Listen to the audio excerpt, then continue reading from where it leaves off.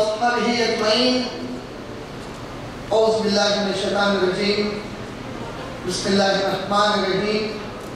إن الدين عند الله الإسلام. رب اشرح لي صدري ويسر لي أمري واحلل عقدة من لساني يفقهوا قولي. اما بعد، میرے تمام بزرگوں کا، اس بریدہ جالیات کے تمام منتظمین کا، اس نشست میں شامل تمام علماء دین کا اور میرے تمام محترم بھائیوں کا میں اسلامی طریقے سے استقبال کرتا ہوں. السلام علیکم ورحمۃ اللہ وبرکاتہ. ماشاءاللہ جب میں حیدرآباد کے شہر میں ہوتا ہوں تو اردو کی تقریر کرنے میں بہت آسانی محسوس کرتا ہوں، اور جیسے ہی حیدرآباد کے باہر کسی ملک میں جاتا ہوں بڑی دقت محسوس کرتا ہوں، خاص طور پہ ہمارے شمال اور ہمارے پاکستانی بھائیوں سے ڈر کر، کیونکہ حیدرآباد کی اردو کا اکثر یہ لوگ مذاق اڑاتے ہیں. ابھی جب میں ریاض تشریف لایا 5 تاریخ کو، تو سبحان اللہ میری ملاقات اتفاق یہ اللہ کی طرف سے مقدر تھا. میں جس جگہ ہوٹل میں رکا ہوں ریاض میں، بالکل اس کے سامنے کی مسجد میں عشاء کی نماز کے لیے گیا، اور نماز سے جب فارغ ہوا تو وہاں پر ملاقات شیخ توصیف الرحمان صاحب سے ہوئی. وہ بولے، ارے برادر عمران، آپ کو معلوم ہے جب کبھی میرا جی چاہتا ہے تھوڑی مزے مزے کی اردو سنوں میں آپ کی تقریروں سنتا ہوں. تو ماشاءاللہ ادب میں آپ تمام لوگوں سے میرے وہ حیدرآبادی لہجے میں اگر کوئی الفاظ آ جائے تو اس کے نہ سمجھ میں آنے کے لیے معافی چاہتا ہوں. کوشش کروں گا کہ بالکل عام فہم اردو میں آپ سب کے سامنے گفتگو کروں. سب سے پہلے میں اللہ رب العالمین کا شکر گزار ہوں. اس کی شکر گزاری کے بے پناہ وجوہات ہیں. ہر سانس میں اگر ہم کروڑہ مرتبہ اللہ رب العالمین کا شکر ادا کریں تو کافی نہیں ہے، لیکن جس خاص وجہ سے میں اللہ رب العالمین کا شکر ادا کرنا چاہتا ہوں اس موقع پر وہ 2 ہیں. سب سے پہلے تو یہ کہ آج سے لگ بھگ 17 سال پہلے جب میں اپنی نوکری کو خیر باد کر کے حیدرآباد لوٹ رہا تھا تو کافی میرے جو ساتھی تھے ان میں ایک بڑی فکر تھی کہ بھائی تم ایک اتنا بڑا کام کرنے کی کوشش کر رہے ہو اور اچھی خاصی نوکری کو ترک کر رہے ہو، پتہ نہیں کر پاؤ گے یا نہیں. اور اس وقت میرے سامنے بالکل کوئی ایسا بڑا منشا یا ارادہ یا کوئی ایسا میرے سامنے فکر اتنی بڑی نہیں تھی کہ پتہ نہیں کیسے کام کروں گا، لیکن اس بات کا ضرور یقین تھا ماشاءاللہ کہ یہ جو دعوت و تبلیغ کا کام ہے یہ ہمارے تمام انبیاء علیہ الصلوۃ والسلام کا ہے. اور ایک دن میں اللہ تعالیٰ نے اطمینان کیا تھا کہ اگر اس کام سے انبیاء علیہ الصلوۃ والسلام کو اللہ نے دنیا اور آخرت میں کامیابی دی ہے تو یقیناً انشاءاللہ اللہ سے دعا تھی کہ وہ مجھے اخلاص کی توفیق عطا فرمائے، اخلاص سے میرے سے محنت لے اور پھر انشاءاللہ اس کا بھلا ہی ہوگا اور کبھی نقصان نہیں ہوگا. تو سب سے بڑا شکر یہ ہے کہ 17 سال پہلے میں جس ارادے سے اس سرزمین سعودی عرب سے واپس لوٹا تھا، اللہ نے 17 سال کے بعد اس اللہ کے دین کی عزت سے اور نسبت سے مجھے واپس اس ملک میں لایا ہے. یہ میرے لیے بہت باعث خوشی، باعث عزت اور باعث فخر کی بات ہے. اور دوسرا شکر گزار اس لیے ہوں کیونکہ جب تک میں سعودی میں تھا اس وقت تک میں شیخ بن باز رحمۃ اللہ علیہ کا نام کبھی بھی سنا نہیں تھا. میں شیخ حسین رحمۃ اللہ علیہ کا نام کبھی بھی نہیں سنا تھا. شیخ البانی رحمۃ اللہ علیہ کا نام کبھی بھی نہیں سنا تھا. ان تینوں اکابرین کا تعارف مجھے جب میں دعوت کا کام حیدرآباد میں شروع کیا تب ملا، اور بڑی خواہش دل میں رہتی تھی کہ جب حیدرآباد سے پہلی مرتبہ ریاض پہ آ کر یہاں جاب کر رہے تھے تو لوگ کہتے تھے الغسیم اللہ کی پولیس کا اڈا ہے، یہ متووں کا اڈا ہے. تو بڑی خواہش تھی کہ میں اگر اس الغسیم کے علاقے میں دیکھیں. میرے یہ بہت عزت کی بات ہے کہ اللہ تعالیٰ نے پہلی بار جب اس شہر میں داخل کیا تو اللہ کے دین کی نسبت سے داخل کیا. میں تمام منتظمین کا، میرے علماء اور مشائخین کا اور تمام میرے بزرگوں کو اور بھائیوں کا تہہ دل سے شکر گزار ہوں کہ آپ نے مجھے آج یہاں پر گفتگو کرنے کا موقع دیا. اور جب ماشاءاللہ میرے درمیان علماء اور مشائخین موجود ہیں ان کے سامنے اللہ کے دین کی دعوت پیش کرنا گویا سورج کے سامنے چراغ سے کسی کو روشنی بتانے کے برابر ہے. لیکن میں اللہ سے دعا کرتا ہوں کہ اللہ تعالیٰ جو ہے میرے آج کے اس بیان کو قبول فرمائے. اور اللہ سبحانہ وتعالی ہم سب کی اس محفل کو آخرت کے لیے رضامندی سے قبول فرمائے انشاءاللہ۔ میرا جو عنوان اشتہار کیا گیا ہے وہ ہے اسلام کی خوبیاں۔ سبحان اللہ، اسلام میں کوئی ایک ایسی چیز ہے ہی نہیں جس کے اندر یہ کہا جائے کہ یہ نقص موجود ہے، یہ کمی موجود ہے۔ اسلام کی ہر تعلیم سراسر خوبیاں ہی خوبیاں ہیں۔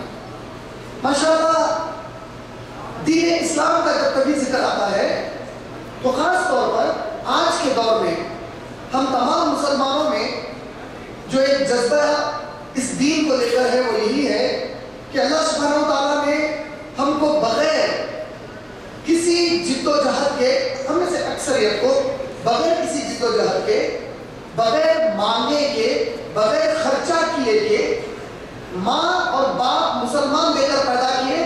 تو گویا جب ہم نے سانس لی تو کلمہ طیبہ جس گھر میں پڑھا جاتا تھا اس گھر میں ہم نے سانس لی۔ ماشاءاللہ یہ اللہ کا بہت بڑا ہم پر احسان ہے۔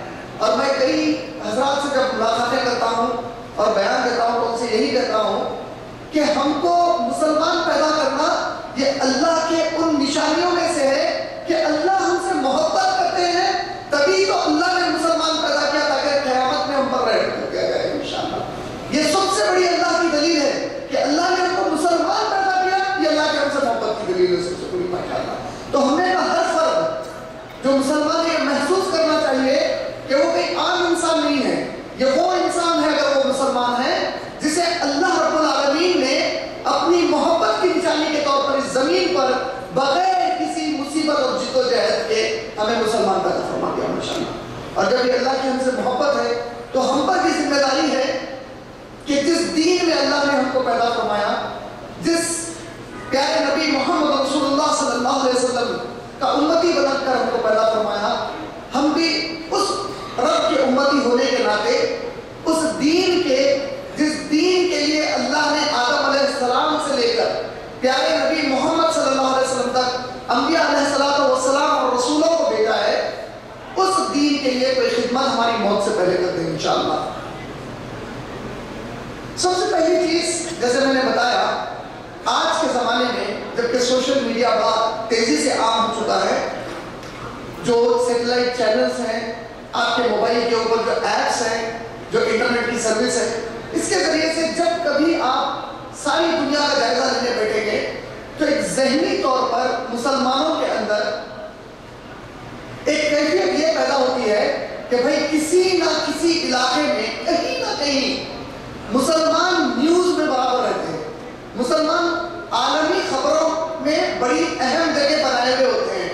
اور یہ بہت ہی تکلیف دہ بات ہے کہ اکثر خبریں مسلمانوں کے بارے میں ہمیشہ نیگیٹو ہوتی ہیں، منفی ہوتی ہے، کچھ نہ کچھ نیگیٹو باتیں مسلمانوں کے بارے میں عام کی جاتی ہیں یا عام طور پر اسی کو بتایا جاتا ہے۔ یہ اگر آپ لوگ غور کریں گے تو اس سے مایوس ہونے کی ضرورت نہیں ہے۔ دیکھیے آج جس کے ہاتھ میں یہ میڈیا ہے، یہ وہ لوگ ہیں جس کو اللہ کے نبی پیارے محمد صلی اللہ علیہ وسلم پر اور اللہ کے دین اسلام پر، اللہ کی کتاب قرآن مجید سے نہ محبت ہے، نہ اس پر ایمان ہے، نہ ان کو اس کی طرف مائل ہونے کی کوئی خواہش ہے۔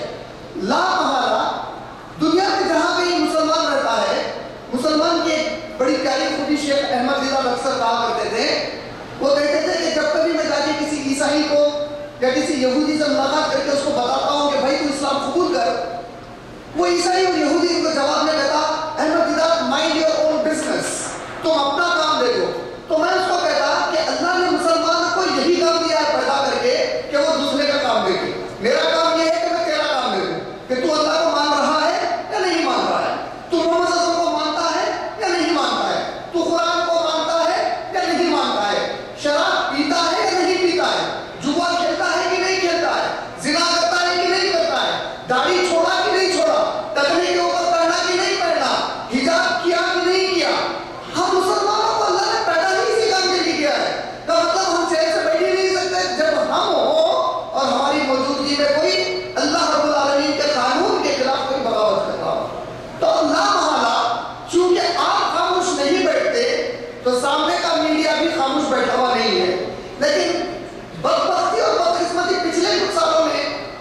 کچھ صدیوں سے یہ ہو گئی ہے کہ مسلمان کچھ زیادہ ہی اپنے آپ میں گم ہو گیا ہے.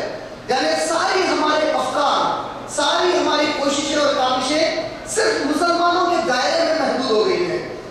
غیر مسلمان میڈیا جو اسلام کا دشمن ہے، ہر میڈیا نہیں، جو اسلام کا دشمن والا طبقہ میڈیا ہے، یہ میڈیا اپنے کام پر لگا ہوا ہے. انگریزی میں ایک کہاوت ہے، it is not the activeness of the rascals that spoils the society, it is the inactiveness of the good people that spoils the society.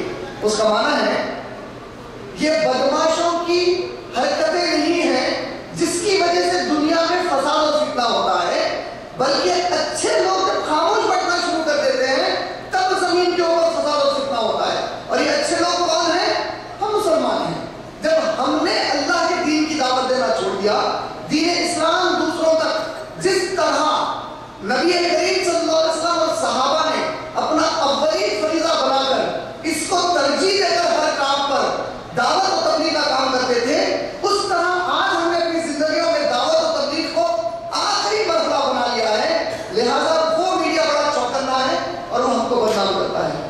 اور سائیکولوجیکل وار ایک قسم کی جنگ ہوتی ہے. سائیکولوجیکل وارفیئر کا مطلب ہوتا ہے ذہنی یا نفسیاتی جنگ، جس میں پوری کوشش کی جاتی ہے کہ مسلمان جب کبھی میڈیا میں اپنے آپ کو دیکھے، کسی دنیا کے طبقے میں دیکھے، تو ہمیشہ ان کے سامنے مسلمانوں کو کہیں لائن میں کھڑے ہیں اور کھانے کے لیے منتظر ہیں. کس کی منت کر رہے ہیں؟ یہی ان دشمنوں کی اسلام کے کہ اب دیکھو ہم تمہیں مارتے بھی ہیں لیکن تمہارے غریبوں کو کھانا بھی کھلاتے ہیں. تو جب آپ یہ شبیہ دیکھتے ہیں، جب یہ تصویر مسلمانوں کی دیکھتے ہیں، تو آپ کتنے بھی خوشحالی میں ہو، ایک دل میں آپ کو بے چینی رہتی ہے، آپ کا سکون ختم ہو جاتا ہے. آپ کو ذہنی طور پر یہ متواتر بتایا جاتا ہے کہ تو مسلمان دنیا میں سب سے گرا ہوا ہے. لیکن ایسا بالکل نہیں ہے. آپ دیکھیں گے ماشاءاللہ دنیا میں کئی سال سے ریسیشن چلا، لیکن اللہ سبحانہ و تعالیٰ مدد کرے، اللہ حفاظت فرمائے اس ملک سعودی عرب کی. پچھلے 5 سال سے سعودی عرب سرپلس بجٹ بتاتا تھا. ساری دنیا میں ریسیشن ہے، سعودی میں 5 سال سے سرپلس بجٹ ہے. دنیا میں واحد ملک ہے یہ جہاں پر ٹیکس بالکل نہیں لیا جاتا اور اللہ نے برکتیں دی ہے. لاکھوں کروڑوں گھرانے ماشاءاللہ اللہ سبحانہ و تعالیٰ کی طرف سے رزق اس زمین سے ہمارے پیارے نبی صلی اللہ علیہ وسلم اور صحابہ کی حاصل کرتے ہیں. ایسے اس میں سب سے پہلی چیز اسلام کی خوبیوں کو سمجھنے کے لیے سب سے پہلی فکر یہ لانی چاہیے کہ ہم وہ قوم ہیں جسے اللہ رب العالمین نے چن لیا ہے، اور اب ہم کو کسی اور کے سرٹیفکیٹ کی ضرورت نہیں ہے کہ تم اچھے ہو یا برے ہو. ہم کو کسی کے سرٹیفکیٹ کی ضرورت نہیں ہے، کیونکہ اس سرٹیفکیٹ سے بڑا کائنات میں اور کوئی سرٹیفکیٹ ہو ہی نہیں سکتا. اللہ نے سورہ آل عمران سورہ نمبر 3 کی آیت نمبر 110 میں سرٹیفکیٹ دیا. سبحان اللہ، کوئی کائنات کی آپ یونیورسٹی بتائیے جہاں پہ طالب علم نے ابھی داخلہ بھی نہیں لیا اور یونیورسٹی نے اسے پاس کا سرٹیفکیٹ دے دیا. نہ صرف پاس کا دیا، میرٹ کا سرٹیفکیٹ دے دیا. بولا کہ یہ جو بچہ داخلہ لینے والا ہے یہ بچہ سب سے اچھا بچہ ہے. اللہ تعالیٰ کو اس امت کے اوپر وہ یقین ہے پیارے نبی صلی اللہ علیہ وسلم کی. ہم ابھی پیدا نہیں ہوئے لیکن اللہ نے قیامت آنے تک سرٹیفائی کر دیا. آل عمران کی آیت نمبر 110 میں کنتم خیر امت اخرجت للناس، تم دنیا کی سب سے اچھی امت ہو جو انسانوں کے لیے نکالی گئی ہو. اب اس سرٹیفکیٹ کے بعد ہم کو کسی اور کے سرٹیفکیٹ کی ضرورت نہیں. اگر سونے کی قیمت اور سونے کی جو ویلیو ہے، جو سونے کی اہمیت ہے، اس اہمیت کو ساری دنیا جب مان چکی ہے اور ایک شخص اس سونے کو گالی دے تو کیا سونے کی قدر و قیمت میں کوئی فرق پڑتا ہے؟ ہم مسلمان وہ قیمتی سونا ہے اللہ کی طرف سے جسے رب العالمین نے سرٹیفائی کر دیا کہ تم سب سے اچھے ہو. اب اس کے بعد ہم کو اور کسی کے سرٹیفکیٹ کی ضرورت نہیں ہے. لیکن جب آپ لوگ تھوڑا سا بے چین ہو جاتے ہو، چاہتے ہو کہ دوسرے آپ کو سرٹیفائی کریں، تو دوسرے کبھی آپ کو مطمئن کرنے والے نہیں ہیں، کیونکہ اللہ نے سورہ بقرہ میں واضح کر دیا ہے کہ اے نبی، سورہ آل عمران سورہ نمبر 3 کی آیت نمبر 111 میں اللہ نے واضح کر دیا کہ اے نبی صلی اللہ علیہ وسلم، یہ لوگ آپ سے ہرگز اطمینان نہیں کریں گے، یہ کبھی آپ سے مطمئن نہیں ہوں گے جب تک کہ آپ ان کے راستے پہ مکمل نہ اتر جاؤ. اور اگر آپ پورا اللہ کی نافرمانی کر کے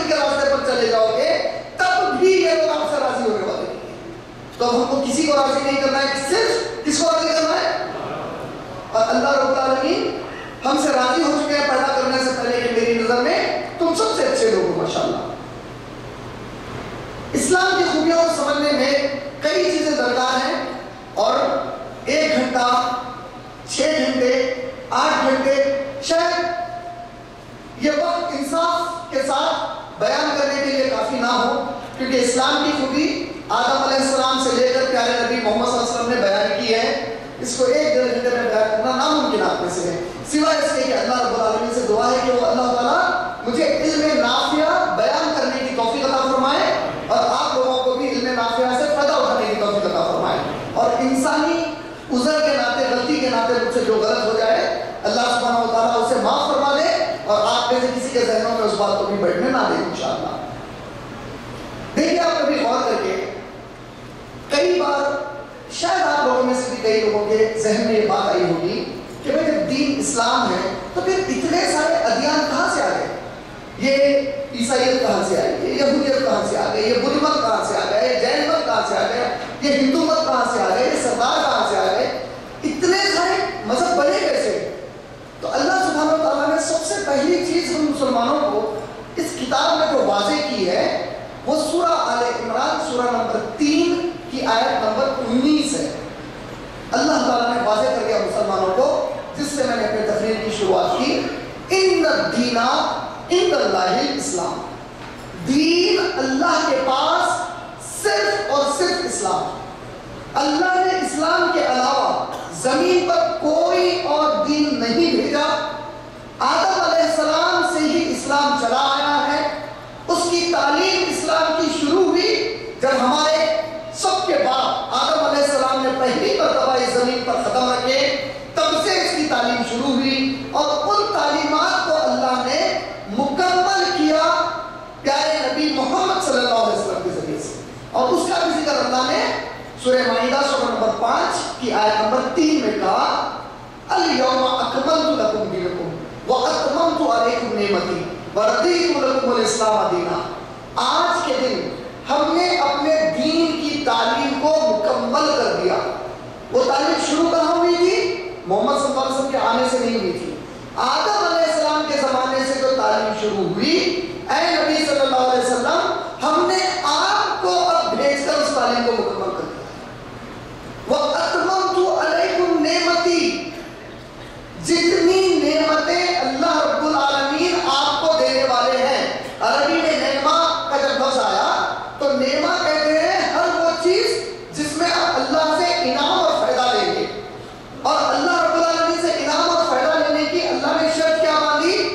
اللہ نے انعام لینے کی شرط اللہ اور نبی کریم صلی اللہ علیہ وسلم کی فرما برداری اور اطاعت کو باندھا ہے. اس کا مطلب کیا ہوا کہ جتنے طریقوں سے, جو منہج سے, جس فکر سے ہم انسانوں کو اے نبی صلی اللہ علیہ وسلم ہماری طرف سے انعام دینے والے ہیں, وہ تمام طریقے بھی اے اللہ کے رسول آپ کے ذریعے ہم کو بتا دیے. اب آپ کے نکل جانے کے بعد اس زمین سے, آپ کے زمین سے اٹھا لیے جانے کے بعد اگر کوئی انسان کوئی ایسا طریقہ اپنی طرف سے لا لے جو آپ کے ذریعے ہم نے ان کو نہیں بتایا, کوئی بھی کتنی بھی اخلاص سے نیکی کرے, لیکن وہ نیکی جو وہ کرتا ہے سمجھ کر کے یہ نیکی ہے, لیکن آپ نے اس کے بارے میں کبھی گواہی نہیں دی, تو اس کی وہ نیکی کو ہم برباد کر دیں گے, کیونکہ کوئی اور شخص آپ کے بعد نبی ہونے والے نہیں ہے. آپ آخری نبی اور آخری رسول ہیں, لہذا آپ کے ذریعے تمام نعمتیں بتا دی گئی. اور پھر اللہ نے کیا کہا, وَرَضِيتُ لَكُمُ الْإِسْلَامَ دِينًا, ہم راضی ہو گئے ان تمام لوگوں سے جب وہ لوگ دین اسلام پر رہیں گے. مطلب اگر اسلام سے آپ ہٹ جائیں گے تو اللہ سبحانہ و تعالیٰ بھی آپ سے ناراض ہو جائیں گے, آپ کی کوئی عبادت کو اللہ قبول نہیں کریں گے. اللہ تعالیٰ آپ کے نیکیوں کا جو اجر ہے اس دنیا میں آپ کو دے کر ختم کر دیں گے, اور جو برائیاں ہے وہ تو حساب ہم سب کو دینا ہے. اس دین اسلام کی قدر و قیمت سمجھنے کے لیے ایک پیارا واقعہ پیارے نبی محمد صلی اللہ علیہ وسلم کے صحابی کا آپ لوگوں کے سامنے انشاءاللہ بیان کروں گا, تاکہ آپ میں سے ہر ایک کو یہ محسوس ہو کہ یہ جو دین اسلام ہے یہ کتنی بڑی دولت ہے جس کا ہم لوگوں کو پیدائشی مسلمان ہونے کے ناطے بالکل اندازہ نہیں ہے۔ اللہ کے نبی کریم صلی اللہ علیہ وسلم کے ایک بڑے ہی برگزیدہ صحابی تھے۔ ایک مرتبہ پیارے رسول صلی اللہ علیہ وسلم کے پاس آیا اور بولے یا رسول اللہ، جب میں ابھی مسلمان نہیں تھا، ابھی میں نے اسلام قبول نہیں کیا، میں نے آپ کی شہادت اس دین اسلام کی دعوت کی شہادت کو قبول نہیں کیا، کلمہ نہیں پڑھا، اس وقت بھی میرا بھی عمل ہوتا کہ میں کوئی گناہ نہیں کرتا، میں نے کبھی چوری نہیں کی، میں لوگوں میں جھوٹ نہیں بولتا، میں کسی کو دھوکہ نہیں دیتا، میں کسی کو تکلیف نہیں دیتا، میں نے کبھی شراب نہیں پی، میں نے بتوں کی بھی پوجا نہیں کی، میں نے کبھی جوا نہیں کھیلا، میں نے زنا نہیں کیا، یہاں تک کہ میرے پیارے نبی اسلام قبول کرنے سے پہلے جب یہ جاہل عرب لوگ اپنی بیٹیوں کو زندہ دفن کر دیتے تو میں اپنے مال سے ان بچیوں کو خریدتا، ان معصوم بچیوں کی پرورش کرتا، ان کو بڑا کرتا اور اس کے بعد ان کی شادیاں کروا دیتا، لیکن میں نے کبھی کوئی گناہ نہیں کیا۔ اللہ کے نبی سبحان اللہ کیا کیا عرض کیا انہوں نے۔ آج تو کئی مسلمان ہمارے جیسے ہیں، اللہ حفاظت فرمائے اور لوگوں کو ہدایت دے، جو کلمہ پڑھ کے بھی اس پہ کے کئی گناہ کرتے ہیں اور یہ کہہ رہے ہیں ابھی میں اسلام قبول نہیں کیا تھا اللہ کے نبی، آپ کے ہاتھ پر میں نے کلمہ نہیں پڑھا تھا، اس کے باوجود کلمہ پڑھنے سے پہلے، اسلام لانے سے پہلے میں کبھی کوئی گناہ نہیں کرتا، الٹا میں اتنی بڑی نیکی کا اس زمانے کا کام کرتا تھا کہ آج کے دور میں خاص طور پر جو ہندوستان اور پاکستان سے تعلق رکھنے والے ہمارے یہاں بھائی بیٹھے ہیں، ان کو اندازہ ہے اس بات کا بڑا ہی کہ ہندوستان میں خاص طور پر بچیوں کی شادی ایک بہت بڑا مسئلہ ہے، کیونکہ کمبخت مرد آدمی مسلمان بچیوں کے گھر والوں سے جہیز کا مطالبہ کرتے ہیں، تو ایک بڑا سنگین مسئلہ ہے۔ کئی لوگ جو یہاں پر کماتے ہیں، اکثر اگر ان سے کہا جائے بھائی غریب بچی کی شادی ہے اس میں کچھ تعاون کرو تو فوری دل سے تعاون کر دیتے ہیں، بولتے ہیں بھائی بیچاری ایک بچی کا گھر بسنا ہے۔ اب اسی طرح اس زمانے میں اس زمین پر معاملہ یہ تھا کہ بچی کا پیدا ہونا بڑی مایوب بات سمجھا جاتا تھا اور بچی کو دفن کر دیتے تھے زندہ۔ یہ صحابی کہتے ہیں اللہ کے نبی صلی اللہ علیہ وسلم جبکہ پورا معاشرہ ایک طرف بہ رہا تھا، میں اس کے خلاف تھا، میں سگے باپ کو پیسے دیتا اور بچیوں کو خرید لیتا، ان بچیوں کو گھر میں رکھ کر پال پوس کر بڑا کرتا، اتنا بڑا کرتا کہ شادی کی قابل ہوتی تو ان کی شادیاں کروا دیتا۔ یہ تمام نیکیاں میں اسلام آنے کے پہلے کرتا۔ اے اللہ کے نبی صلی اللہ علیہ وسلم آپ سے دریافت کرنا چاہتا ہوں، اب جب قیامت واقع ہو جائے گی اور اللہ تعالیٰ میدان محشر میں ہم سب کو کھڑے کریں گے تو کیا میرے اللہ مجھے ان نیکیوں کا بھی اجر دیں گے جو میں ایمان لانے کے پہلے کیا کرتا تھا؟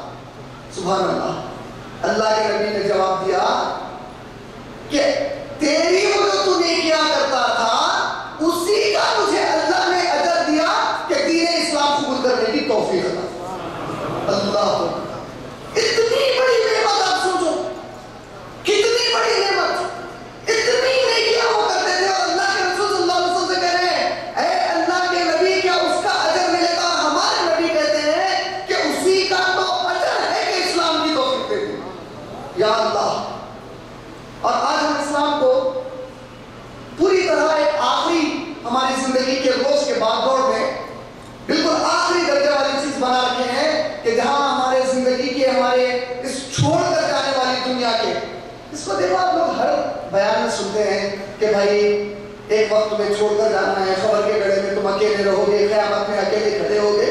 ہمارے دماغوں پر اثر کیوں نہیں ہو رہا ہے معلوم ہے؟ کیونکہ ہم اللہ کے نبی صلی اللہ علیہ وسلم کی اس سیرت کو، اس غربت سے محسوس نہیں کر رہے ہیں۔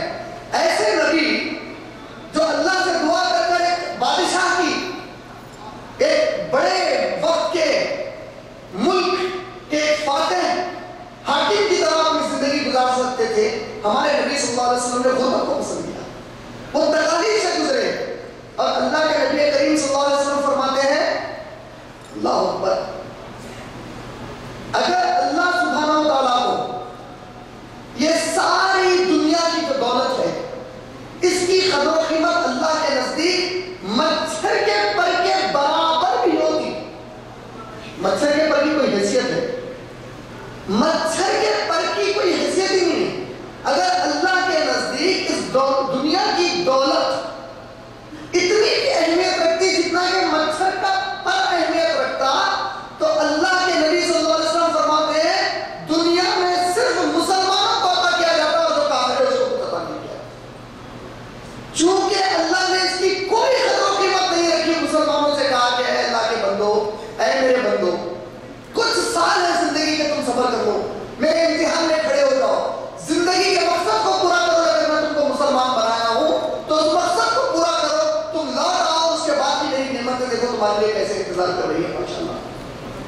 اسلام کی خوبیوں میں جسے بتا رہا تھا، جب ہمارے ذہنوں میں ایک سوال پیدا ہو گیا کہ بھئی آگے اتنے ادیان آئے کیسا، اتنے مذاہب بنے کہاں سے؟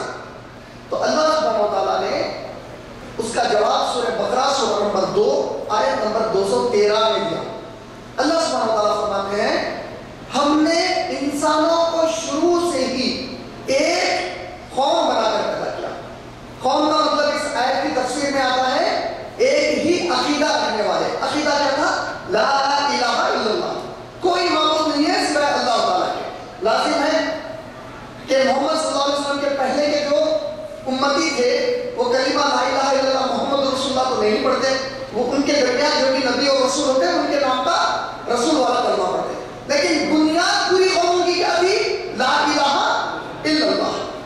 اللہ کہتے ہیں میں تمام انسانوں کو ایک قوم لا الہ الا اللہ والی بنا کر پیدا کیا، اور جب کبھی انسان کوئی معاملے میں اختلاف کرتا، جب ان لوگوں میں کوئی اختلاف ہو جاتا، میں ان کے پاس اپنے نبیوں اور رسولوں کو بھیجتا اور میرے رسولوں کو میں کتابیں دیتا تاکہ میری کتاب کے ذریعے میرے رسول ان لوگوں کے درمیان کے اختلافات میں فیصلہ سنا دیں۔ دیکھیے آپ لوگوں کو کئی بار یہ سوال آیا ہوگا کہ اتنے مذہب آئے کیسے؟ اللہ خود اس کا جواب دیتے ہیں۔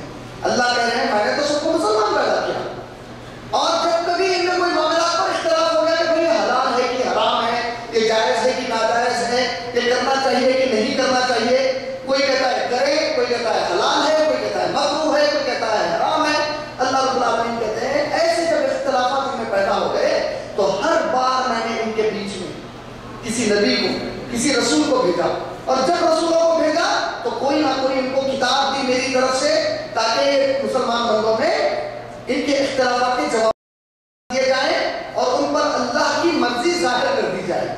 اللہ کہتے ہیں سورہ بقرہ کی آیت نمبر 213 میں میرے نبی اور میرے رسول ان کے پاس کتابیں لانے کے باوجود جو لوگ خود غرض ہوتے، جن کے دلوں میں کجروی ہوتی، جن کے دلوں میں راستہ اپنی مرضی کا لینا ہوتا، وہ لوگ میرے تعلیمات سے ہٹ گئے تو اللہ نے بھی صرف ایمان والوں کو ہدایت دے دی۔ اس کا مطلب یہ نکلا کہ جو لوگ دین اسلام کے تعلیمات کو اپنے انبیاء کے دور میں چھوڑ کر کوئی راستہ اختیار کیا، وہ لوگ ہیں جنہوں نے دنیا کے باقی کے تمام مذاہب بنائے۔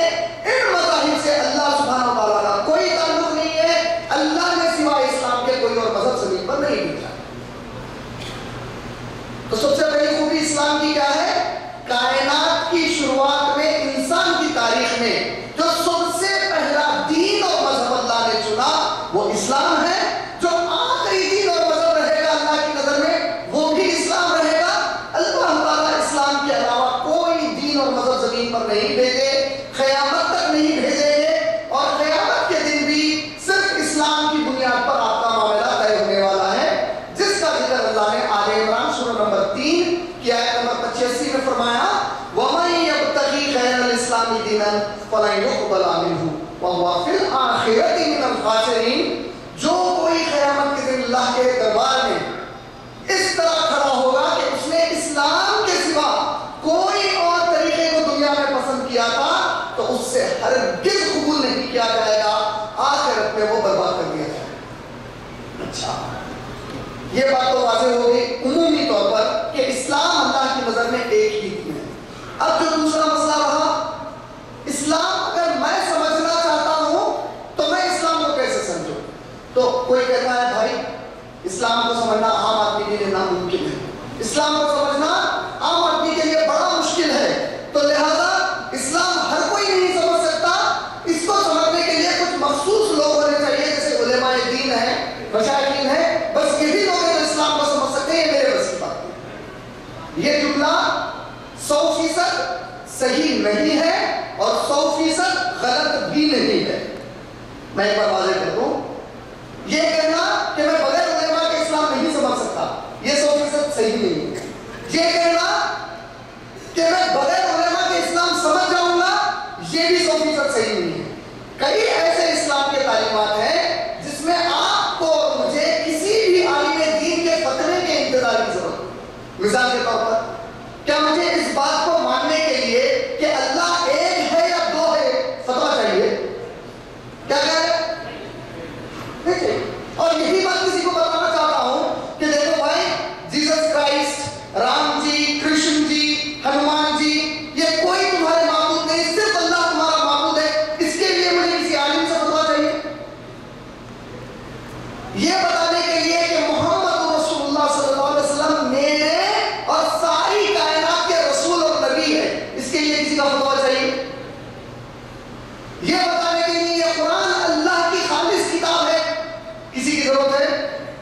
کا مطلب یہ ہوا کہ بہت سارے تعلیمات ایسے ہیں بنیادی جس میں آپ سب کو اللہ نے پوری طریقے سے اختیار دیا ہے کہ خود بھی اس کے اوپر عمل کرو، دوسرے کو بھی اس کی دعوت دے دو۔ اب رہا مسئلہ جہاں پر میرے لیے مسائل کھڑے ہوتے ہیں، بھائی اللہ نے تو کہا ہے کہ نماز پڑھو، اور میں پڑھوں کیسے؟ اللہ نے کہا ہے روزے رکھو، روزے میں کئی معاملات ہو جاتے ہیں، میرے ساتھ فلان چیز ہو گئی، اب میرا روزہ قائم ہے کہ نہیں ہے۔ ایسے کئی روزمرہ کی زندگی میں ہمارے معاملات ہوتے ہیں جو واضح طور پر قرآن میں اور حدیث میں پڑھنے سے میرے جیسا ایک کمزور علم والا آدمی نہیں سمجھ سکتا۔ تو اللہ کے نبی کریم صلی اللہ علیہ وسلم نے حدیث شریف میں فرمایا میری امت کی وراثت میرے یہ علماء ہیں۔ اللہ کے نبی کریم صلی اللہ علیہ وسلم نے ایک اور حدیث میں فرمایا علماء تاروں کی مانند ہے، اور اس کی تشریح محدثین نے جب کی تو محدثین نے فرمایا کہ جو علماء حق ہیں یہ وہ علماء ہیں جس کی تمثیل، جس کی مثال اللہ کے نبی صلی اللہ علیہ وسلم نے تاروں سے دی، کیونکہ تاروں کے بارے میں صحیح بخاری میں ایک حدیث آتی ہے، ایک صحابی آسمان کی طرف تاروں کو بڑے تعجب سے دیکھ رہے تھے، دوسرے صحابی بازو جا کر پوچھتے ہیں کیا دیکھ رہے ہو؟ بولے میں دیکھ رہا ہوں کہ کتنے پیارے تارے ہیں، اللہ تعالیٰ نے اتنے تارے بنائے، اس کے اوپر فکر کر رہا ہوں، غور کر رہا ہوں۔ انہوں نے کہا کہ دیکھو سن لو، اپنا وقت خراب مت کرو، اللہ نے قرآن میں واضح کر دیا ہے تارے دو ہی کاموں کے لیے بنائے گئے، ایک آسمان کو خوبصورت بناتے ہیں اور تمہیں رات میں راستہ بناتے ہیں، دوسرا شیطان کو مارنے کے لیے بنائے گئے، تیسرا ان کا کوئی کام نہیں ہے، تو زیادہ اس کو بھوتے کھڑے ہو کر اپنا وقت خراب مت کرو۔ علماء جب اس حدیث کی تشریح کرے کہ علماء یعنی کہ محدثین نے تشریح کی ہے کہ اللہ کے نبی کریم صلی اللہ علیہ وسلم نے فرمایا علماء تاروں کی مانند ہے، تو محدثین تشریح کر کے کہتے ہیں کہ پیارے نبی صلی اللہ علیہ وسلم نے اپنی امت کے علماء حق کے بارے میں فرمایا، خوشخبری دی کہ یہ بھی دو کام کرتے ہیں، امت کو نبی صلی اللہ علیہ وسلم کی اور انسانیت کو اس قرآن کا صحیح راستہ نبی کے طریقے سے بتاتے ہیں، اور دوسرا اس علم میں اگر کوئی فتنہ کرے تو ایسے شیاطین کو یہ لوگ مار کر بتا دیتے ہیں۔ تو یہ علماء اللہ کے نبی صلی اللہ علیہ وسلم نے فرمایا ستاروں کی مانند ہے۔ تو ہم امتیوں کو کیا کہیے؟ جو معاملے بڑے آسان والے ہیں اسلام کے یہ دوسروں تک پہنچا دیں، اور جو معاملوں میں خود ہم کو تعلیم چاہیے ہمارے علماء سے رجوع رہیں اور ان سے تعلیم لیتے رہیں۔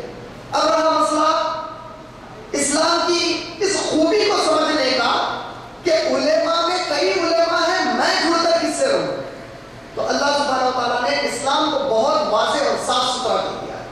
اللہ نے سورہ بقرہ سورہ نمبر 2 کی آیت نمبر 137 میں فرمایا 137 فَإِنْ آمَنُوا بِمِثْلِ مَا آمَنْتُمْ بِهِ فَقَدْ اهْتَدَوْا۔ اگر تم سب لوگ، کیا آیت شریف ہے، سبحان اللہ، دیکھیں اللہ تعالیٰ سے ہم سب سورہ فاتحہ میں کوئی نماز بغیر سورہ فاتحہ کے پڑھنے کے نہیں ہوتی، کوئی رکعت بغیر قرات کے سورہ فاتحہ کی نہیں ہوتی، اور سورہ فاتحہ میں آپ اللہ کی تعریف کرتے ہیں، آپ اللہ سے وعدہ کرتے ہیں کہ آپ کے سوا کسی کی عبادت نہیں کروں گا، کسی سے مدد نہیں مانگوں گا، اور اس کا آخری حصہ آپ اپنی ذات کے لیے گڑ گڑا کے کہتے ہیں اہدنا الصراط المستقیم، اے اللہ سبحانہ و تعالیٰ ہدایت والے راستے پر مجھے چلائیے۔ اللہ تعالیٰ گارنٹی لے رہے ہیں کس بات کی؟ تم لوگ مجھ سے دعا مانگے ہدایت چاہیے تو جو میرے پاس سے ہدایت کیا ہے میں بتاتا ہوں۔ اللہ نے سورہ بقرہ سورہ نمبر 2 کی آیت نمبر 137 میں، اچھا اس آیت کا جو آخری حصہ ہوتا ہے نا، اس کو ہندوستان پاکستان وغیرہ میں بہت سارے لوگ توبرے کے طور پر اپنے گھر میں لگائے رکھتے ہیں۔ یہ آیت میں اللہ نے کہا فَإِنْ آمَنُوا، بس اگر تم سب ایمان لاتے ہو، فَإِنْ آمَنُوا بِمِثْلِ مَا آمَنْتُمْ بِهِ، جس طرح تم سب ایمان لائے ہو۔ یہ آیت شریف نازل ہو رہی ہے محمد صلی اللہ علیہ وسلم پر۔ محمد صلی اللہ علیہ وسلم کے ساتھ ایمان لانے والے لوگ کون ہیں؟ صحابہ اکرام۔ اب جو نئے صحابہ ایمان لا رہے ہیں ان نئے صحابہ اکرام کو کہا جا رہا ہے کہ تم سب ایمان لاتے ہو جس طرح یہ سب، مطلب جو سابقون اور اولون والے ہیں، جس میں ابو بکر صدیق ہیں، بی بی خدیجہ ہیں، بی بی سمیہ ہیں، عمار ہیں، یاسر بن عمار ہیں، بلال ہیں، عمر بن خطاب ہیں، عثمان غنی ہیں، علی بن طالب رضی اللہ تعالیٰ عنہ، عبد الرحمن بن عوف ہے، زبیر بن عوام ہے، یہ جو اکابرین عباس رضی اللہ تعالیٰ عنہ ہے، ابن عباس رضی اللہ تعالیٰ عنہ، ایسے اکابرین اللہ تعالیٰ کیا کہہ رہے ہیں؟ اگر تم سب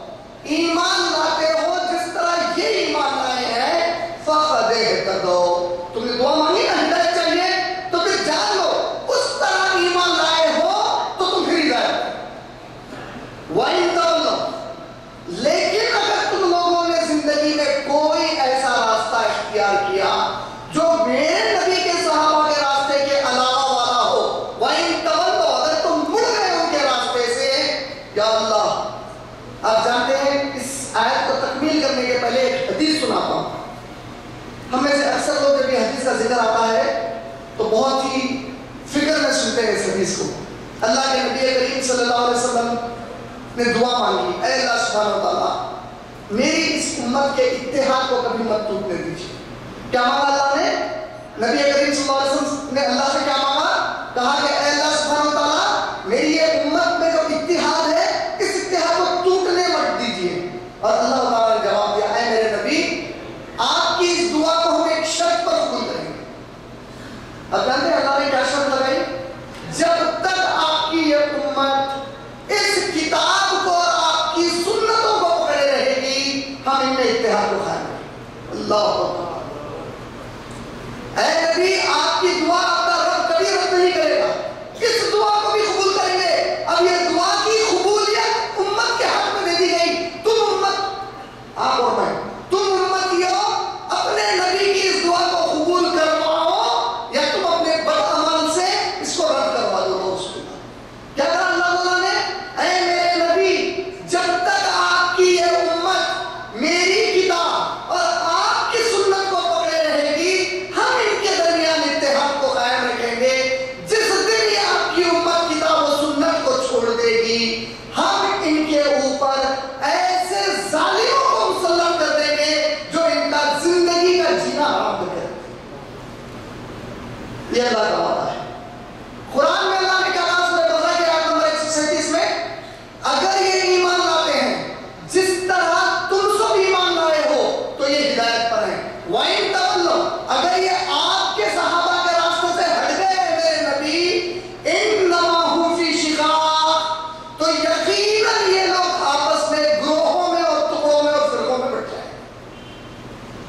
فَسَيَكْفِيكَهُمُ اللَّهُ وَهُوَ السَّمِيعُ الْعَلِيمُ تو یقیناً اللہ سبحانہ وتعالیٰ کافی ہے سننے کے لیے اور علم رکھنے کے لیے۔ ماشاءاللہ آپ لوگ سوچ رہے ہوں گے کہ اس کو میں اسلام کی خوبیوں میں کیوں بیان کیا، اس میں اسلام کی خوبی والی کیا بات ہے؟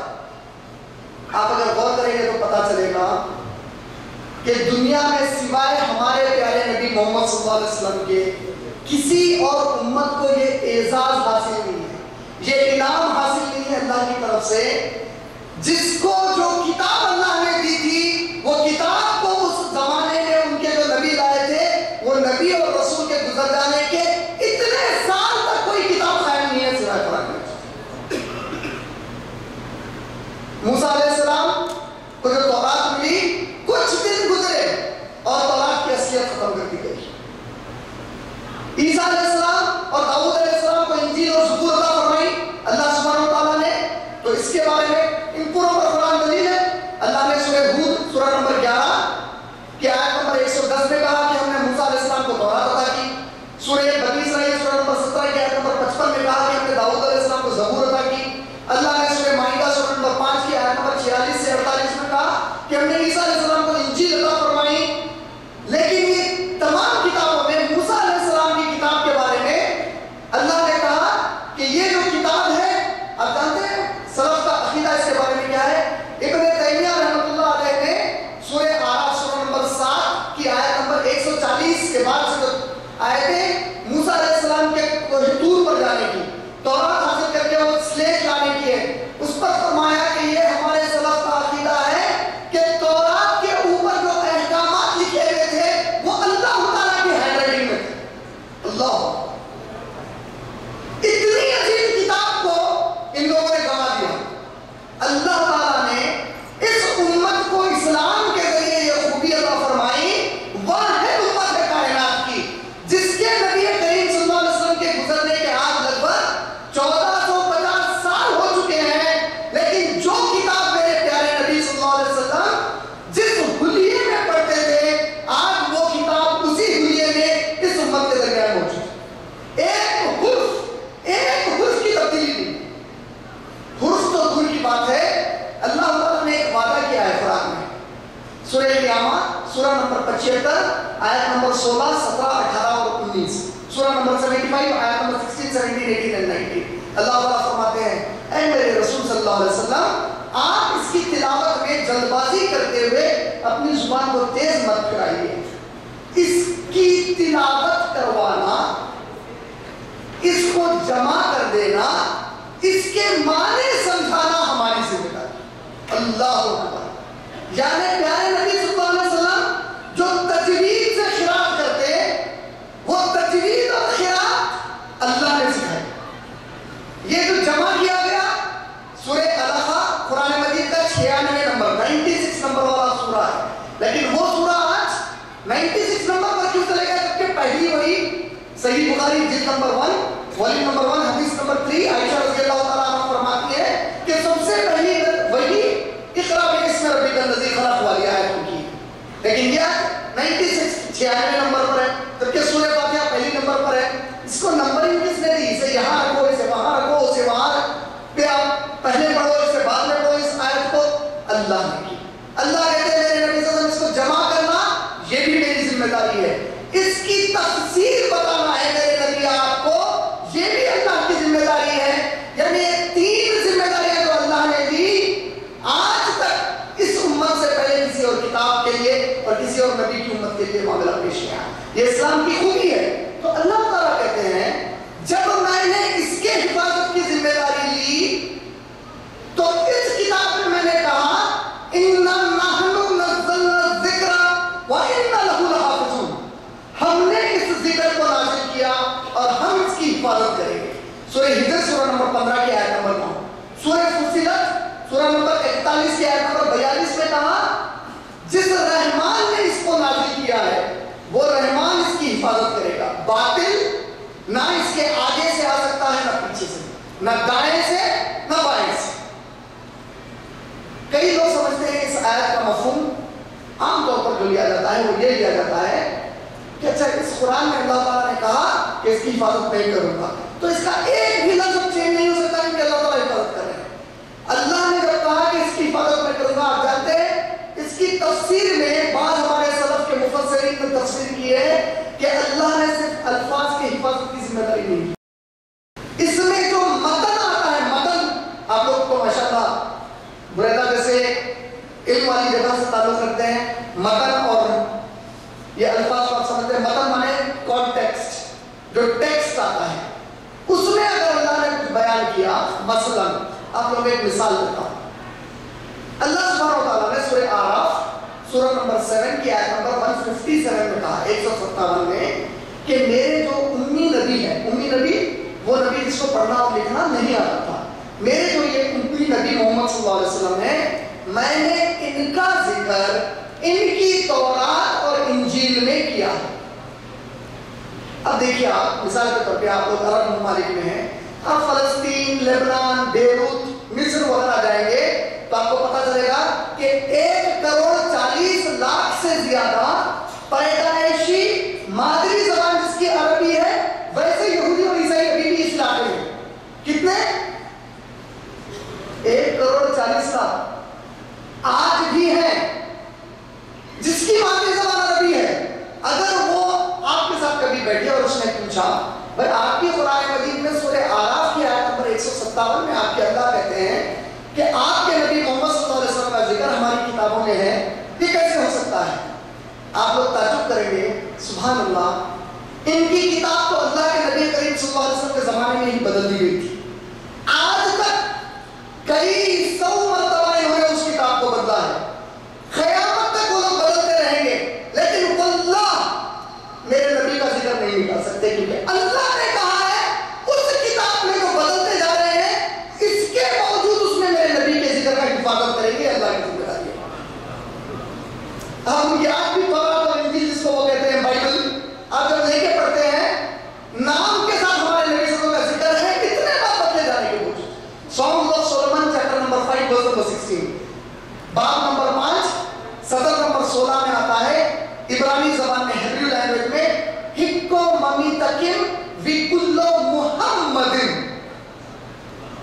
اللہ کے نبی صلی اللہ علیہ وسلم نام ہے عبرانی زبان میں، لیکن جتنے لوگ ترجمے کرتے ہیں ان لوگوں نے کیا کیا؟ کبھی آپ نے کسی سے سنا کہ کسی آدمی کا نام مسٹر بلیک ہے، انگریزوں میں ہوتا ہے نا مسٹر بلیک، آپ اس کو جب وہ سعودی عرب کو آتا ہے تو یا اسود پکارتے ہیں، اسود پکارتے ہیں، کوئی بلیک پکارتے، کیا پکارتے؟ بلیک پکارتے، کیونکہ دنیا کے ہر زبان کا یہ قانون ہے کہ اگر کسی کا پراپر نام ہے، نام ہے، اسم ہے، تو اسم کو ترجمہ نہیں کرتے دوسری زبان میں، وہی پکارتے ہیں، لیکن ان کی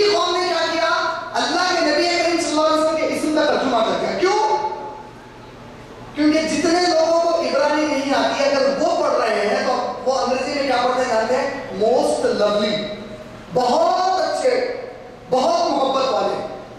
اردو میں پڑھیں گے تو بڑے محبت والے. تو پڑھنے والا جب بائبل اردو انگلش میں پڑھتا ہے اس کو کبھی بھی یہ پتہ نہیں چلتا کہ وہ اثر پڑ رہا ہے ایک بہت اچھے نبی آئے پڑھے گا. وہ یہ نہیں پڑھ رہا ہے کہ محمد صلی اللہ علیہ وسلم آئے ہیں جس کا نام آ چکا ہے. اور اللہ تعالیٰ کا وعدہ کیسا ہے دیکھیے اس کتاب میں, اگر اللہ نے کہا میں اس کی حفاظت کروں گا تو صرف الفاظ کی اس کی حفاظت نہیں, اس میں اللہ نے اگر کسی چیز کا ذکر کیا ہے قیامت آنے تک اس کا بھی اللہ تعالیٰ کی طرف ذمہ ہے کہ اس کی حفاظت ہو. آپ لوگ سوچ رہے ہیں میں بات بتایا, اس لیے بتایا کہ ہمارے پاس بعض حضرات ایسے آج کل نکل چکے ہیں, پہلے بھی تھے آج کل بھی بہت زیادہ نکل چکے ہیں, جن کا یہ کہنا ہے بھائی صحیح حدیث کیسا بول سکتے ہیں, صحیح ہے. ارے پاگل, میرے اللہ کے نبی صلی اللہ علیہ وسلم کے بارے میں اللہ نے قرآن میں کہا سورہ حشر کی آیت نمبر 7, سورہ نمبر 59 آیت نمبر 7 میں اللہ فرماتے ہیں کہ میرے نبی تمہیں جو دے لے لو, جس سے منع کرے رک جاؤ. اس احمق کو بیوقوف کو سمجھ میں آنا چاہیے کہ جب قرآن اللہ تعالیٰ دے رہے ہیں, قرآن کافی ہو جاتی تو اللہ قرآن میں پھر نبی صلی اللہ علیہ وسلم کے بارے میں ایکسٹرا کیوں دیتے؟ اور جو نبی دیں گے وہ قرآن میں تو نہیں ہے, جو نبی ایکسٹرا دینے والے اسی کا نام حدیث ہے. اگر اللہ نے کہا میرے نبی کو دیں گے لے لو اور جس سے روکے رک جاؤ, تو یہ اللہ نے اپنے آپ پر ذمہ داری لے لی کہ جس طرح اس قرآن کی حفاظت ہوئی ویسے ہی میرے نبی صلی اللہ علیہ وسلم کے صحیح آپ اس کی وہ حفاظت کریں. اسی طرح اللہ سبحانہ و تعالیٰ نے قرآن میں واضح طور پر کہا سورہ احزاب سورہ نمبر 33 کی آیت نمبر 21 میں لَقَدْ كَانَ لَكُمْ فِي رَسُولِ اللَّهِ أُسْوَةٌ حَسَنَةٌ, میرے رسول اللہ صلی اللہ علیہ وسلم کی زندگی سب سے بہترین نمونہ ہے. میں اس کتاب سے یہ ضرور پڑھ سکتا ہوں کہ اللہ نے مجھے حکم دیا ہے تم نکاح کر لو. نکاح کیسے کرو؟ اللہ نے کہا میرے نبی کی زندگی تمہارے لیے نمونہ ہے. لا محالہ اللہ تعالیٰ خود مجھے حدیث کی تعلیم کی طرف بھیج رہے ہیں. اللہ نے مجھے کہا جب تم مر جاؤ تو ہم نے آدم علیہ السلام کے بیٹے جب قتل کر دیے ایک دوسرے کا تو ہم نے ایک کوے کو بھیجا, ایک کرو کو بھیجا, اور اس نے زمین کھود کر دفنانا انسان کو سکھایا. کا مطلب مجھے یہ پتا چل گیا کہ دفنانا چاہیے مرنے کے بعد, کیسے دفنانا حدیث میں جانا پڑے گا. یہ جو بات میں آپ لوگوں کو بار بار بتا رہا ہوں, خوبی میں کیوں آتی ہے؟ اس لیے خوبی میں آتی ہے میرے بھائی, دنیا میں کوئی مذہب اسلام کے سوا ایسا نہیں ہے جو آپ کے سامنے اپنی کتاب کو اس قرآن کی طرح مصدقہ پیش کرے, یا اپنے کسی رسول یا جس کو وہ دیوی اور دیوتا مانتے ہیں اس کی کوئی تعلیم کو اتنی ٹھوس دلیل سے پیش کر سکے. یہ اسلام کی خوبی, خالص خوبی. اللہ نے تمہارے لیے ایک اسکیل بنا دی ہے, تم کوئی لائن کھینچنا چاہتے ہو, اللہ نے اسکیل دے دی اور کہا کہ اس سے لائن کو میجر کرو.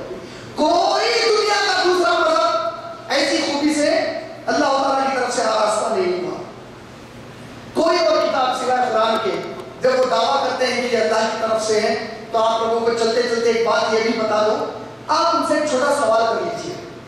آپ لوگ جو دعوت اور تبلیغ کرنا چاہتے ہیں, چھوٹا سوال اپنے غیر مسلم ہندو بھائی سے, غیر مسلم ہمارے عیسائی سے یا یہودی بھائی سے کر لیجیے کہ بھائی آپ لوگ کتاب پڑھتے ہیں نا کہ یہ اللہ کی طرف سے کتاب ہے, ذرا اس میں لا کر کوئی ایک جملہ تو ایسا بتائیے جس میں لکھا گیا ہے کہ Bible is the word of God, یہ جو بائبل ہے خدا کی کتاب ہے. آپ جانتے ہیں دنیا کی کوئی مذہبی کتاب سوائے قرآن کے جو پڑھی جاتی ہے, کوئی مذہبی کتاب میں ایک مرتبہ بھی ایسا جملہ نہیں آیا کہ یہ کتاب اللہ کی طرف سے ہے.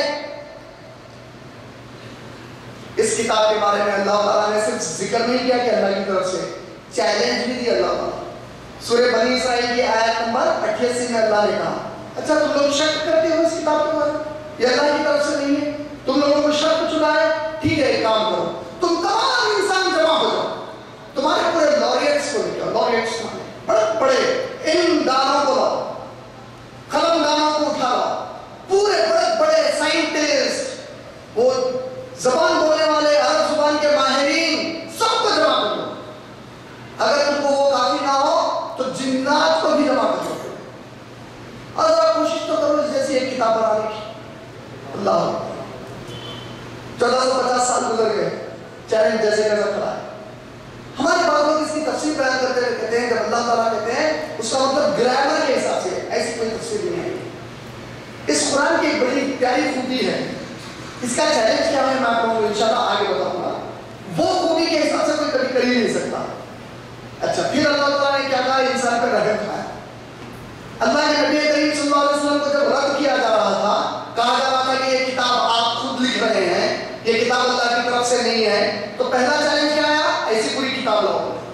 انسان نے پیش کرا.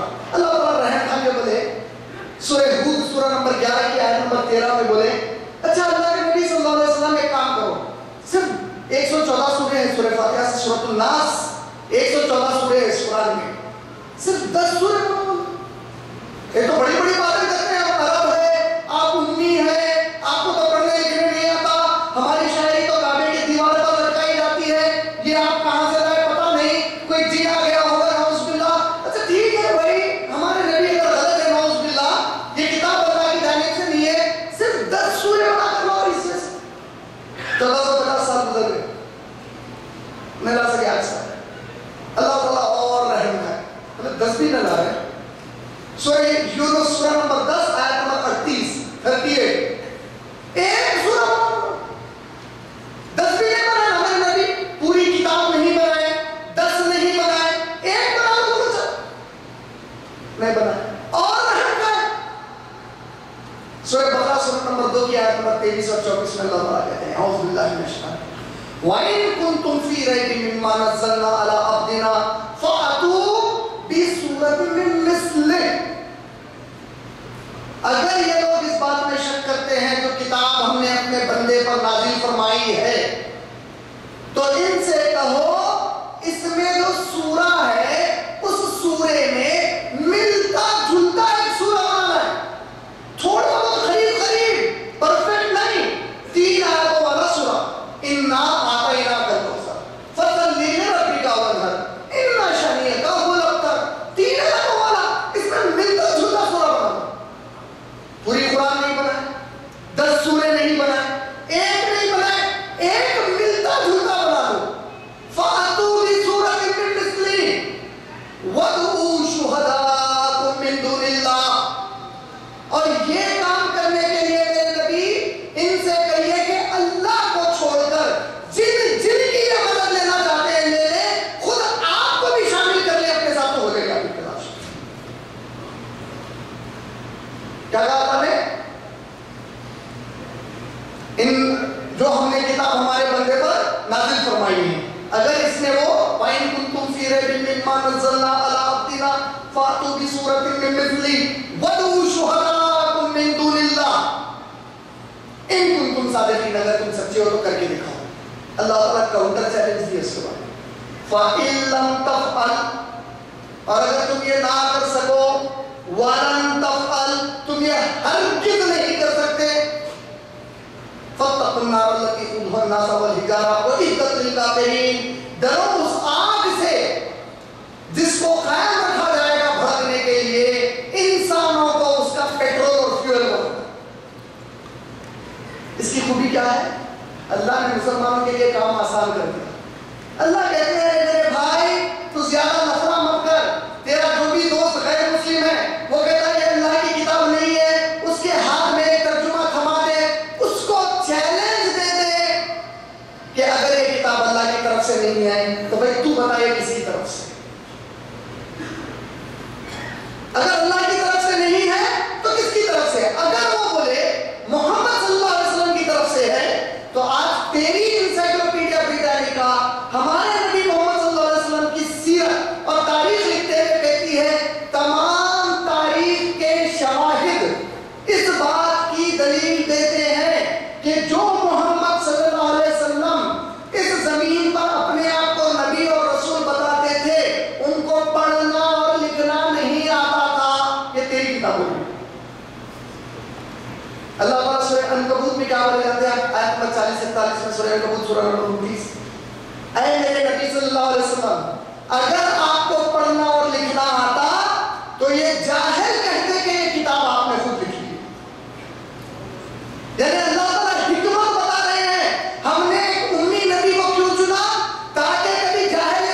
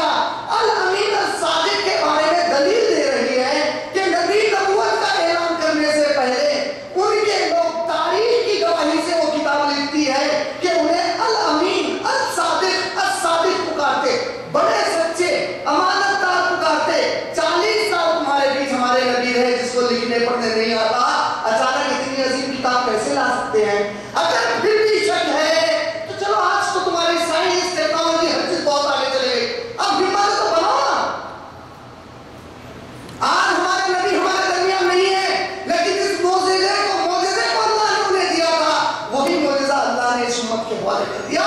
یہ ایک اور اسلام کی خوبی ہے. سبحان اللہ.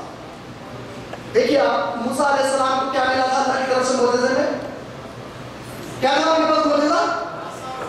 عصا. پانی میں مارے آج مان لیجئے وہ عصا مل گیا.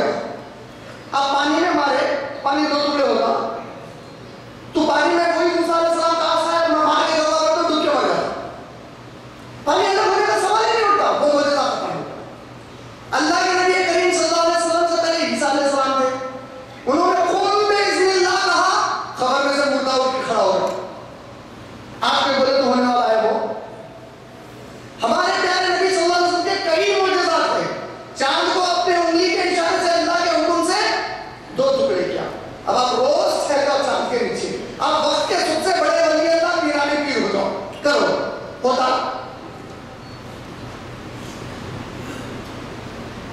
یہ ایک معجزہ ہے. یہ معجزہ اللہ کے نبی صلی اللہ علیہ وسلم کے بعد آپ کے میرے ہاتھ میں ہے. کہا کہ سب چھوڑ, اس معجزے کو پکڑ لے, دیکھ تو دنیا میں تیرے کو کیسے قائم کرا دوں گا. ہم اس معجزے کو چھوڑ دیں. یہ معجزہ ہمارے پاس کہاں ہے؟ ہم صرف پڑھتے اپنے تابداروں میں رکھتے تھے. کب پڑھتے؟ ثواب کے لیے پڑھتے. یہ پڑھ لیے تو اتنا ثواب. ہدایت کے لیے نبی اور صحابہ اس کتاب کو ہدایت کے لیے پڑھتے. آج مسلمان صرف ثواب کے لیے پڑھتے. نتیجہ ان کو وہ معجزہ اثر کر کے دکھایا. یہ معجزہ ہمارے لیے کوئی اثر نہیں کرتا کیونکہ ہماری نیتیں بدل چکی ہے اس کو پڑھنے کے لیے آج. اچھا, اللہ کے نبی کریم صلی اللہ علیہ وسلم نے جب اس زمین کے اوپر اپنا کام شروع کیا تو یہ اسلام کی بڑی خوبی ہے کہ ایسے صحابہ کو نبی صلی اللہ علیہ وسلم کو ملے, اس سے پہلے ایسے جان نثار صحابہ کسی اور نبی اور رسول کو نہیں. جنگ بدر میں اللہ کے نبی کریم صلی اللہ علیہ وسلم میدان میں کھڑے ہیں. جنگ شروع ہونے میں کچھ وقت ہے. دھوپ, روزوں کی حالت, سخت گرما, رمضان کا مہینہ, جنگ کی شروعات ہونے والی ہے. صحابہ کمزور ہیں. کئی ایسے صحابہ ہیں جو صرف مدینے سے نکل کے میدان بدر میں جانے تک زخمی ہو گئے. آپ لوگ تو ماشاءاللہ کئی بار عمرے اور حج کیے ہوں گے. حج اور عمرے کو جانے وقت اگر آپ نے غور نہیں کیا تو اب کی بار ضرور غور کریں. مدینے کے جو پہاڑ ہیں, ان پہاڑوں کے اوپر جو بنڈے ہوتے ہیں, ان بنڈوں کی ایک خاص خوبی ہے جو دوسری جگہوں کے پہاڑوں پر نہیں ہے. مدینے کے پہاڑ کے بنڈے جو پہاڑوں میں پھنسے ہوتے ہیں بڑے نوکیلے ہوتے ہیں. ان نوکیلے پتھروں پر ہمارے صحابہ بدر کے لیے نبی صلی اللہ علیہ وسلم کے ساتھ نکل گئے. کیوں؟ سمعنا واطعنا ہے ہمارے نبی, آپ نے حکم دیا, آپ کہہ رہے ہو کود جاؤ, ہم کود جائیں گے, کبھی پلٹ کر نہیں پوچھیں گے نبی آپ نے یہ حکم کیا. آپ نے کہا چلو اب چلے. ہاتھ میں کسی کے تلوار نہیں, ایک لکڑی نہیں, آن پہ برابر کپڑے نہیں, سواری نہیں, بس چلے. کیوں؟ کیونکہ اللہ کے نبی کہہ رہے آج وہاں میں جو شامل ہو گیا, جو شہید ہو گیا, جنت میں چلے. بدر کا میدان قائم ہو گیا. کچھ دیر میں جنگ شروع ہونے کو ہے. سامنے کفار مکہ کی تعداد 1000, 3 گنا زیادہ ہے اس سے. پورے ہتھیاروں سے لیس, نئے نئے ہتھیار, بڑے بڑے ڈرانے والے ہتھیار, زبردست سواریاں. کھڑے ہیں میدان. اللہ کے نبی کریم صلی اللہ علیہ وسلم اللہ اکبر پیارے صحابہ کی طرف بڑھے. بولے اے میرے صحابہ, جب جنگ شدت پکڑ لے گی تو کیا تم لوگ میرے ساتھ اس جنگ میں کھڑے رہو گے یا میدان چھوڑ کر بھاگ جاؤ گے؟ سورہ مائدہ سورہ نمبر 5 کی آیت نمبر 22. سورہ مائدہ سورہ نمبر 5 آیت نمبر 22. موسیٰ علیہ السلام کی قوم کو اللہ نے فرعون سے نجات دلائی. آپ آج جب یہ پڑھیں گے سورہ مائدہ سورہ نمبر 5 آیت نمبر 22. موسیٰ علیہ السلام کی قوم کو اللہ نے فرعون سے نجات دلائی. پورے راستہ پار کر کے سمندر کے باہر یا دریا کے باہر آ گئے. پلٹ کے دیکھے پھر پانی جیسے کا ویسا, فرعون ڈوب گیا. اللہ تیرا شکر ہے میرے مالک, پورے آرام سے بیٹھ گئے. سامنے دیکھے تو فلسطین کے دروازہ تھا, فلسطین کے ملک کا دروازہ تھا. اب اللہ نے کہا اچھا موسیٰ علیہ السلام ذرا آپ کی قوم کو بولو وہ دروازے میں داخل ہو, وہاں جو لوگ میرے نافرمان بندے ہیں ان سے لڑو, میں فتح دوں گا. بولے اے موسیٰ, سورہ مائدہ آیت نمبر 22.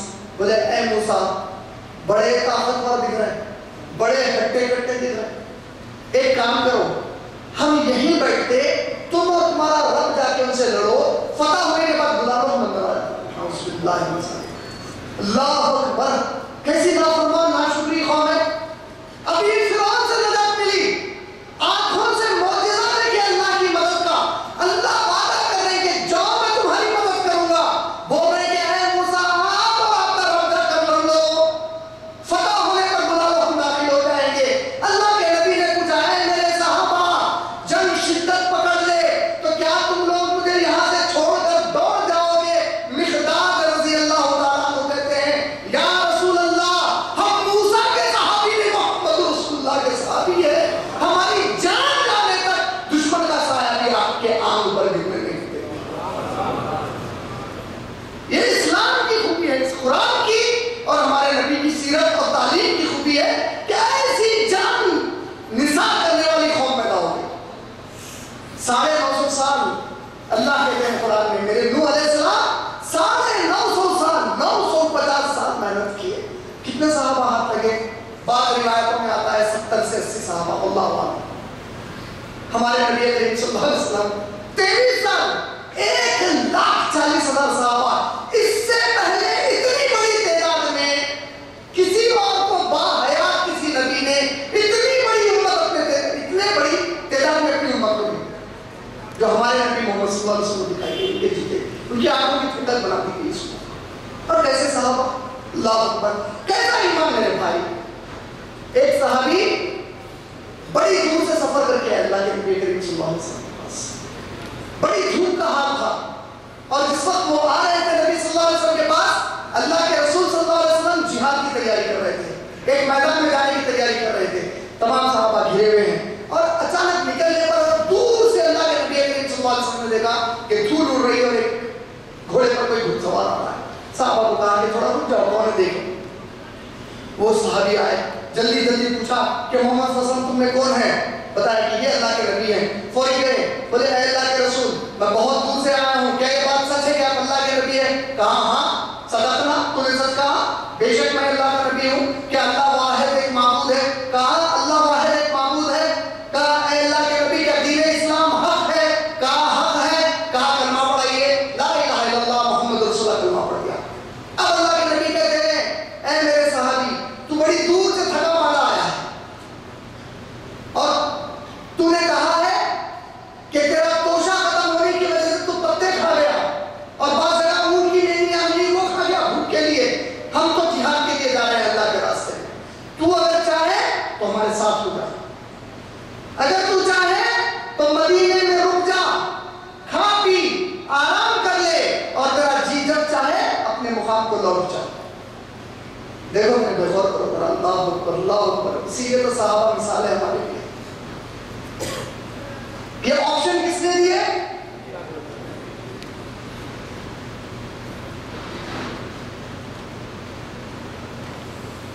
یہ آپشن کس نے دیے؟ اللہ کے رسول خود آپشن دے رہے ہیں. آپشن کیا دے رہے ہیں؟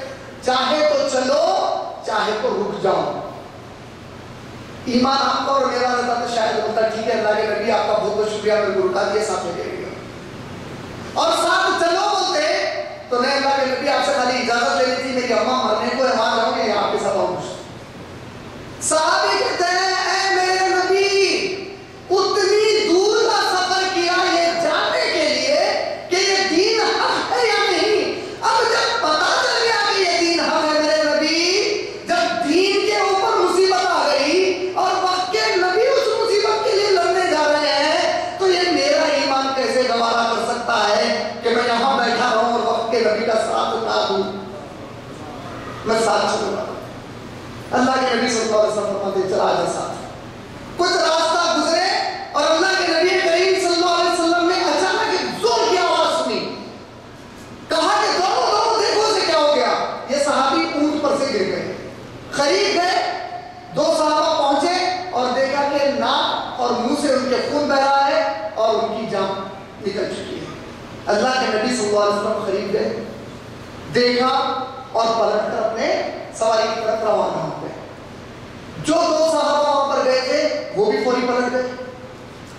وہ بولے کہ شاید کوئی منافق تھا، شاید کفر کی حالت میں مر گیا، شاید ہمیں کوئی نقصان کرنے آیا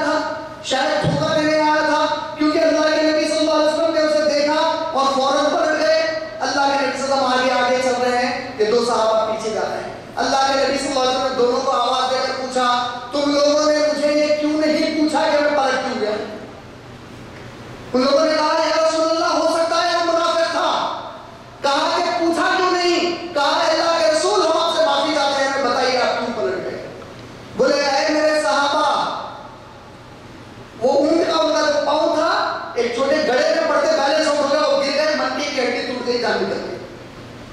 اے میرے صحابہ, تمہیں یاد ہے اس نے کہا تھا میں بڑا بھوکا اور پیاسا آیا ہوں, بڑی بھوک میں ہوں, حق جاننے کے لیے آیا تھا.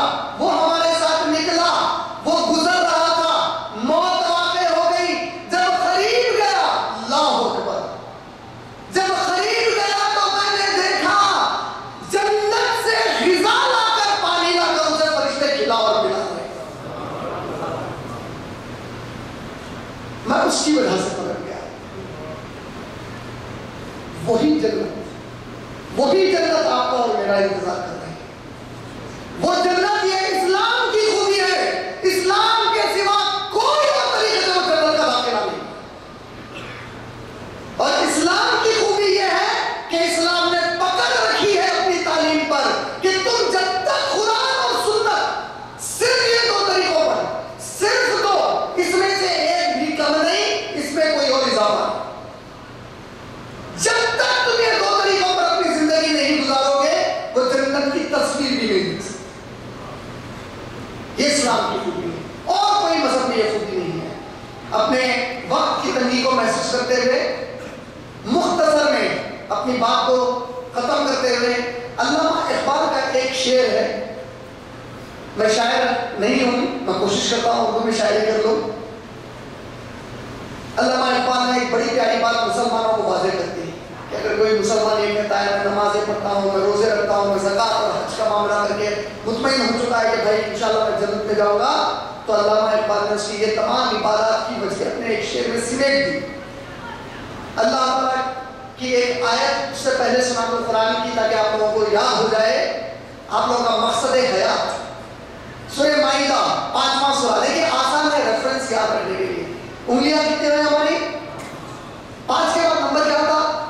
6 کے بعد, تو 5واں سورہ آیت نمبر 67. جب ہم لکھیں گے تو 5 6 7 5 6 7 ایک ساتھ لکھتے. 5واں سورہ آیت نمبر 67. اللہ تعالیٰ کہتے ہیں یا ایھا الرسول بلغ ما انزل الیک من ربک, اے میرے رسول صلی اللہ علیہ وسلم, جو ہم نے آپ پر نازل فرمایا ہے اس کی تبلیغ کر دیجئے. فَإِن لَمْ تَفْعَلْ, اور اگر آپ نے یہ کام نہیں کیا, وَمَا بَلَّغْتَ الرِّسَالَةَ, تو آپ نے رسول ہونے کا حق ادا نہیں کیا صلی اللہ علیہ وسلم. وَاللَّهُ يَعْصِمُكَ مِنَ النَّاسِ, اور اگر آپ ڈرتے ہیں انسانوں میں سے کسی سے کہ یہ اس کی تبلیغ کرنے کی وجہ سے آپ کو کوئی تکلیف دیں گے, تو اللہ آپ کی ان لوگوں سے حفاظت کرتے ہیں. اللہ. تو آپ لوگوں کو یہ آیت سے ایک بات تو سمجھ میں آ گئی کہ کیا کرنا ہے, جتنا ہو سکے پہنچاتے چلے جانا ہے اس بات کو انشاءاللہ. علامہ اقبال کا وہ شعر, اس کے ساتھ اپنی بات ختم کر دوں. علامہ اقبال نے ایک شعر میں کہا میری زندگی کا مقصد, میں مسلمان ہوں تو وہ خود پہ لے کر کہتے ہیں میری زندگی کا مقصد تیرے دین کی سرفرازی, میں اسی لیے مسلمان, میں اسی لیے نمازی. وآخر دعوانا الحمدللہ.